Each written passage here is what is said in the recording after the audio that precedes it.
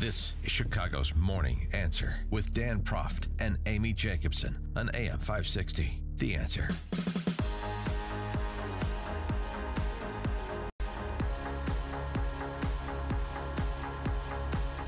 Good morning, Dan. And in for Amy this morning, Kristen McQueary, she of the Chicago Tribune editorial board, and that 568-page Inspector General, DOJ Inspector General report issued yesterday. And the top lines: insubordination, indifference, improper gifts, intimidated by Hillary's lawyers. Not exactly a banner day for the FBI or for the Department of Justice, for that matter. And President Trump seizing on it through Twitter and this morning on Fox and Friends, suggesting that he has been completely exonerated. What he has been saying about Jim Comey for months and months he's been vindicated over those statements that he has made. And Christopher Wray, even while the D.C. press corps tries to spin this report as conceding no evidence of bias, of course, that's not what the report says. And there are examples, in quotation marks, things people actually said, as well as evidence of things people did that demonstrate manifest bias. And oh, by the way, the current director of the FBI, Christopher Wray, is now ordering political bias training for FBI staff, Starbucks style, I presume. Christopher Wray yesterday in response to the report. We need to hold ourselves accountable for the choices we make and the work we do. We're doing that fairly but without delay in the way that people should expect. We're going to adhere to the appropriate disciplinary process, and once that process is complete, we won't hesitate to hold people accountable for their actions. Okay, that's sort of like a framework for denuclearization. Has a lot of words strung together that sound good. The details have yet to be filled in, it seems. For more on this, we're pleased to be joined by our friend, retired FBI special agent and famed criminal profiler from the Unabomber case, James Fitzgerald, who is also the author of a series of books, A Journey to the Center of the Mind, and he's played by Sam Worthington in the Unabomber series on Netflix, which is really good. Paul Bettany plays Kaczynski, but it's a really good series. I read the book. Have not. Oh, you have not read it? Familiar with the series. I'm sure. I mean, of course. Of course. You're a reader. I'm an intellect. Of course, you read. You don't see movies. It's for the hoi polloi. James Fitzgerald, thanks so much for joining us. Appreciate it. Hi, Dan. Hi, Kristen. So your reaction to the Inspector General's report and what it says about your former employer? Yeah, I mean, where to begin here? It's not even, the ink, as they used to say, is not even dry on this report yet. And I thought reading the manifesto back in the day, the Unabomber's manifesto was dense and intense. At least he numbered his individual paragraphs. This makes it even more confusing and about 3 times the size. And full disclosure here, I'm actually working a legal case. I do my day job with my company. I do some forensic linguistic work. So I didn't really get a chance to deep dive into the report. But I have been, following some media coverage of it. And it's eye-opening. It's depressing. It's exhilarating all at the same time. And I mean exhilarating sort of in a negative sense, in that it just reinforces to me and Dan, I was on your show back in early February, and I remember saying, a cancer has metastasized at the very top of the FBI, and we have some agents now clearly named. Others are Agent 1, 2, 3, 4, 5. There's some attorneys mixed in there too. We know DOJ played a role in this. DOJ, Department of Justice, and it was just truly. It's almost, Reagan coined axis of evil with Russia, North Korea, and Iran.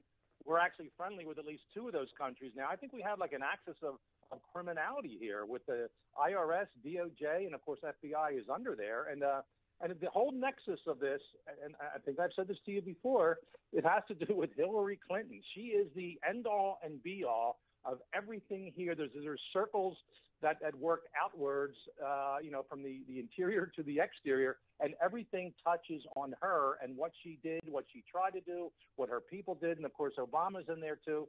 The FBI and DOJ was just a mess in 2016. People were promoted to positions probably for the sole purpose of trying to alter the course of a campaign and an election. And it's just so sad to see this and to read about this. But I do have there's a glimmer of hope here. I didn't agree. I think Ray could have come upon, or he could have stated some more forcefully, used his words to describe, what happened in the immediate past. But I think on the whole, he's doing a good job. And like I've said all along, I believe the FBI as an institution is fine. It's legit. 99.9%. I always use the same number. Are great people, and thank goodness we have that 0.1% finally out. Perhaps even facing prosecution at some point. So you were an agent for many years. You retired in 2007 from the FBI. What is the expectation day to day? Is there a case to be made that in some of these instances, these are colleagues who are in relationships in some cases, just texting each other, having like a harmless conversation? I'm just pushing back a little bit on this narrative, but is that not a regular work environment that should be tolerated at the FBI? And what was it like when you were there over the course of various, and I'm sure very heated presidential campaigns? Kristen, nothing like I now know about from the year 2016. And of course, I was already removed by eight years or so. And of course, text messaging was not quite as big back then. But we certainly had emails.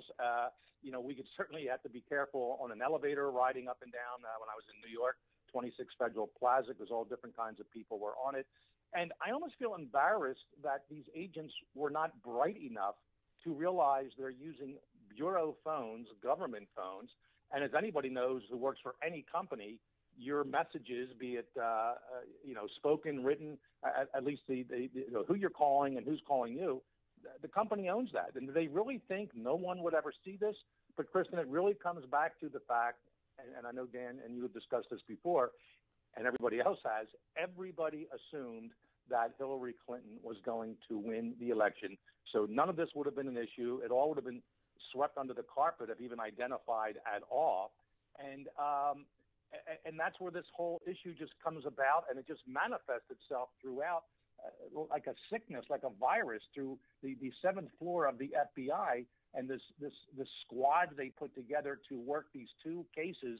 And one just shifted from the Hillary investigation to the alleged Russian investigation involving Trump. And, of course, Spygate, we know about that. I would have never seen anything like this. I worked a little bit for Mueller right after 9/11. I was never asked, nor did I expect to play any sort of a role like some of these things I've seen under Comey. I knew Comey back in my New York days. He was a young assistant U.S. attorney. I was a young agent working bank robberies and the like.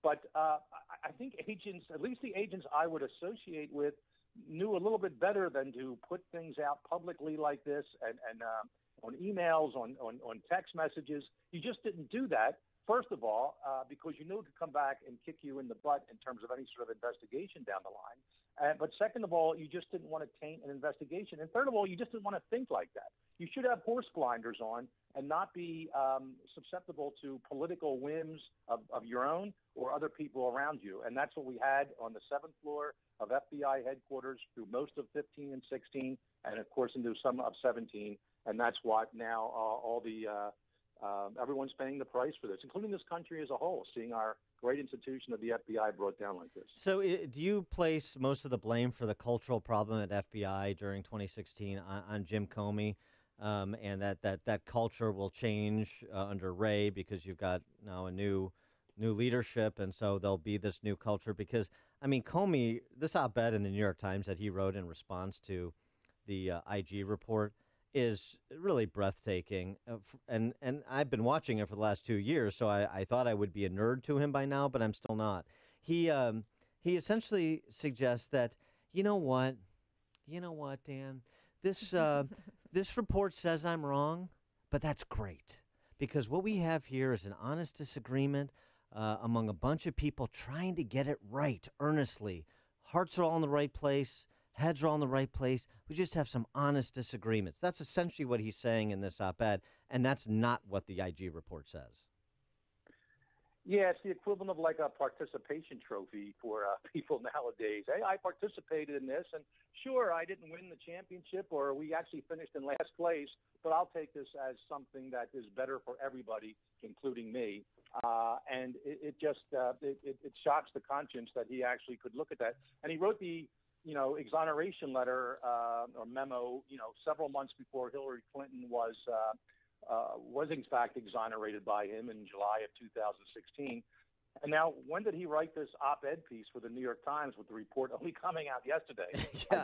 Exactly. Him. He has a And history. believe me, anybody who does professional writing, you want to make sure you get it right, dot your I's, T's, literally. And he has his whole thing out that made it into yesterday morning's paper, which of course means it had to be in a day or two before. So I have some questions about that issue too, but that's pretty far down the list in terms of his boldness and his pretentiousness, quite frankly, that he is sort of above all this. And yeah, a reasonable person could have seen this in both ways. I understand that, and we're all better for it now. No, Mr. Comey, that's not what your job was back in that day, back in running the FBI for the several years that you did.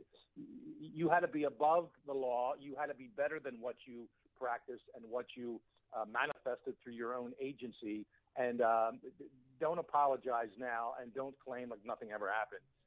And I just heard Trump say literally 20 minutes ago that he feels there are some criminal aspects to what James Comey did, not to mention Peter Strzok. And we'll see what his DOJ winds up doing with that. Not to mention Andy McCabe. He is James Fitzgerald, retired FBI special agent, famed criminal profiler from the Unabomber case.